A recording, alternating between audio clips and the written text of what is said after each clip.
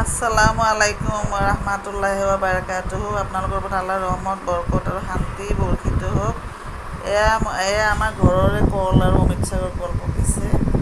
এয়া পাঁচটা আহিছে, থোক আহিছে। এটা মানে ভাঙি পৰিছিলে সৰু সৰু, সেইকাৰণে এইবিলাক আৰু বহুত ডাঙৰ ডাঙৰ হ'ব। এইবিলাক পকিছে, কাম কৰাটোক দি দিম। আৰু মানুহ নাই, কোনে খাব? ল'ৰা ছোৱালী বাহিৰত থাকে। আৰু এয়া পালেং শাক, এইটো মানে গুটি পৰি এনেই গোটেই জেগাতে হৈছে। আৰু এইটো ইমান ভাল লাগে। এইটো মানে টেঙাটো নহয় আৰু এইটো দি আপুনি মাছ দি বনাই খাব, শুকান মাছ দি, বা এনেই তাৰমানে কৰি খাব। সৰু মাছ দি বনাই খাব, ডাঙৰ মাছ দি বনাই খাব। আৰু আপুনি পকোৰাও বনাই খাব পাৰে।